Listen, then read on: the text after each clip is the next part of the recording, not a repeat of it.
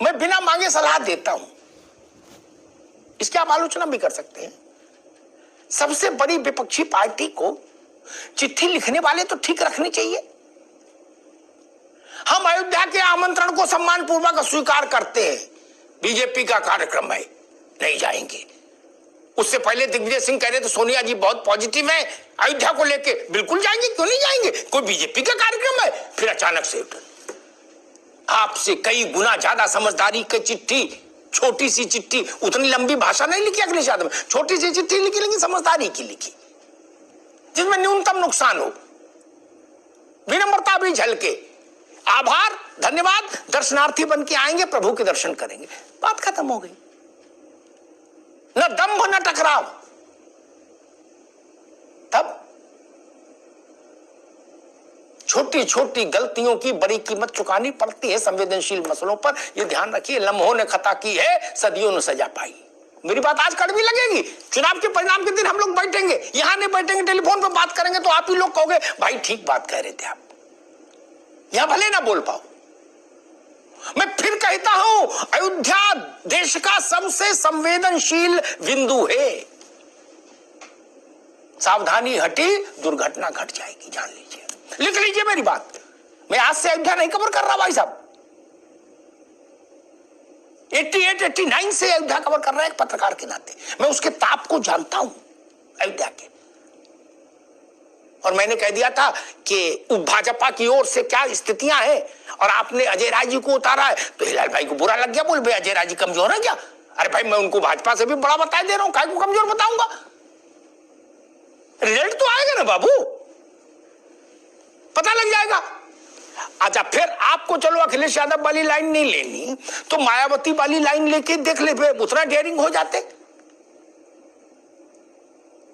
कश्मीर से कन्याकुमारी, असम से गुजरात तक मायावती इकलौती नेता है जिन्होंने बाबरी मस्जिद शब्द का इस्तेमाल करने का जोखिम लिया, आज साहस जुटाया। आज छोटी बात नहीं है मित्र, कंठ सूख जाएगा, फेफड़े बाहर आ जाएंगे, टांगे कांपने लगेंगी बाबरी मस्जिद के नाम लेने में। मायावती ने लिया, आप ना इधर वाले में दिख रहे ना उधर वाले में दिख रहे, और कह दो तो बुरा मान जाते हैं, कहते हमको खुद सब पूरी समझ है, हम इतनी पुरानी पार्टी है 125 साल। ठीक है भाई साहब। दूसरी एक चीज, अगर मान लीजिए मायावती जी ने फैसला क्यों लिया, इसको शब्दों में आप ना भी बांधे तो जनता भी समझ रही कि फैसला क्यों है और इस फैसले का असर क्या होगा, यह भी जनता को पता है, कोई माने या ना माने। हम तो डूबे हैं सनम, तुमको तो ले डूबेंगे, लिख लीजिए। परिणाम के दिन बात करेंगे। तो जो पार्टी आत्म बलिदान करने को तैयार हो जाए आपको घुटनों के बल लाने के लिए, तो फिर उससे क्या कर लेंगे आप। और यह थ्योरी बिल्कुल प्रैक्टिकल नहीं है कि मायावती जी के पास अब कुछ बचा नहीं। अगर कुछ बचा नहीं तो कल तक कांग्रेस की टॉप लीडरशिप मायावती जी की चिरौरी क्यों कर रही थी, अगर कुछ नहीं बचा। अगर वो पीस पार्टी की अयूब हो गई थी मायावती जी, तो सब लोग आरती क्यों उतार रहे थे, आरती उतार रहे थे ना। आज बता रहे हो कि मायावती जी कुछ नहीं बचा उनके पास, ये तर्क ठीक नहीं मित्र। अमिताभ तिवारी बेहतर समझेंगे, 13% वोट बहुत होता है जिताने के लिए, नहीं हराने के लिए। और उसमें मुसलमान जुड़ जाए तो जय श्री राम हो गया काम। गुड्डू जमाली फॉर्मूला कोई रॉकेट साइंस थोड़ी ना है, बहुत सरल है। अमरोहा में एक प्रतिष्ठित धनाढ्य मुस्लिम लड़ाना है आपको, संभल में वही लड़ाना है, कैराना में वैसे ही करना है, मुरादाबाद में वैसे ही करना है। क्या इंडिया गठबंधन उत्तर प्रदेश में 2 लाख 3 लाख से सीटें जीत रहा है? नहीं ना। अगर आप 3 लाख 4 लाख से सीटें जीत रहे होते, उतनी बंपर स्थिति में होती, तो मैं मानता कि Guddu Jamali type of politics कुछ नहीं कर पाएगी आपका। लेकिन जब आप खुद ही 25,000 की बढ़त लोगे कहीं, तो वहां तो कोई भी गुड्डू जमाली लटका देगा। इसलिए मायावती का यह फैसला अलायंस के लिए खतरे की घंटी है, और इसी को रोकने के लिए कांग्रेस मायावती को चाह रही थी कि वो आ जाए। लेकिन हाँ, ये बात भी ठीक है जो अमिताभ तिवारी जी ने कही थी, मायावती को कांग्रेस जिस तरह से उत्तर प्रदेश के एक पार्टनर के तौर पर लेना चाह रही थी, वो संभव नहीं था मायावती के साथ। उनको बड़ी चेयर चाहिए, वो उसकी ऐसे किसी अलायंस में नहीं रहेंगी कभी जिसमें उनसे ऊपर किसी की चेयर हो, और राष्ट्रीय फलक पर चाहिए थी। मायावती कैसे मान सकती है कि खड़गे अध्यक्ष हो अलायंस के और मायावती उसके अंडर में काम करे? संभव नहीं। वही हुआ, आपने खबरें चलवा दी कि खड़गे जी अध्यक्ष बना दिए गए सबके, सारी पार्टियों का जो गठबंधन है उसके नेता हो गए आदरणीय खड़गे जी, और यही प्रधानमंत्री के चेहरा होंगे ममता जी के मुताबिक। अब फिर आप मायावती से उम्मीद करें कि मायावती जी आ जाइए अलायंस में, ना जी ना, खड़गे जी से बड़ा औरा है मायावती का। मायावती जी से एक बात कहो, याद दिला दूं, हिलाल भाई को भी अच्छी लगेगी, बाकी मेहमानों को भी।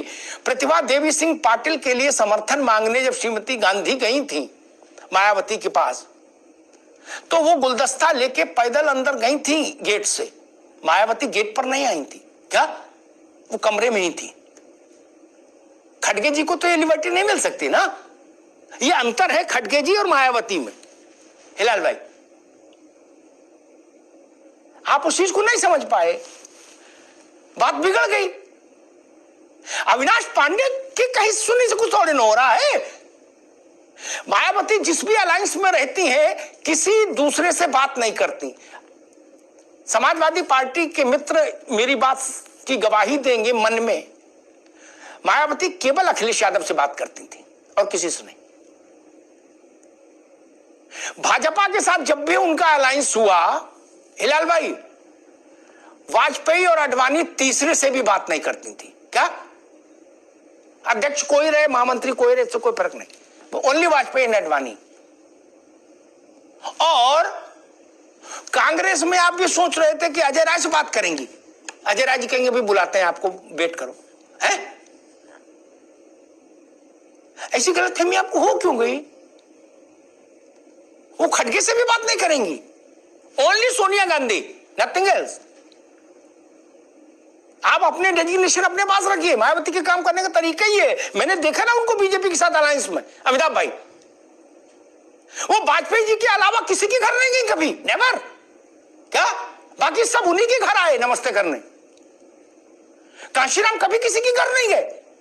मैंने अपनी आंखों से, इन्हीं आंखों से हर पार्टी के शिखर नेतृत्व को कांशीराम के दरवाजे खड़ा देखा, मैंने इंक्लूडिंग अटल बिहारी वाजपेयी। हिलाल भाई,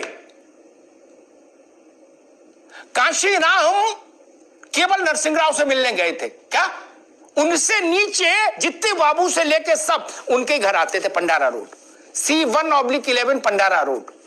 हिलाल भाई, इन आंखों ने बहुत कुछ देखा है मित्र। अब आप ये कहो कि अविनाश पांडे से बात कर लो, वो पूछेंगे कौन है अविनाश पांडे, ये क्या करता है, तब आप क्या जवाब देंगे?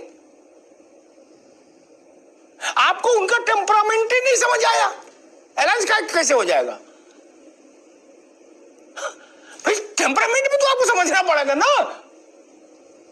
आप कहेंगे कि अविनाश पांडे के साथ बैठ लो, वो बात कर लेंगे सीटों का। तो मायावती और कांशीराम पार्टी उनकी छोटी रही हो या बड़ी रही हो, मुझे तो वो समय भी याद है जब भजन लाल और सतीश शर्मा कांशीराम के यहां पहुंचे थे रिक्वेस्ट लेके कि आप मध्य प्रदेश में, तब मध्य प्रदेश विभाजित नहीं था, मध्य प्रदेश में अपने 50 कैंडिडेट लड़ा दो तो हमें जीतने में सुविधा हो जाएगी। क्या?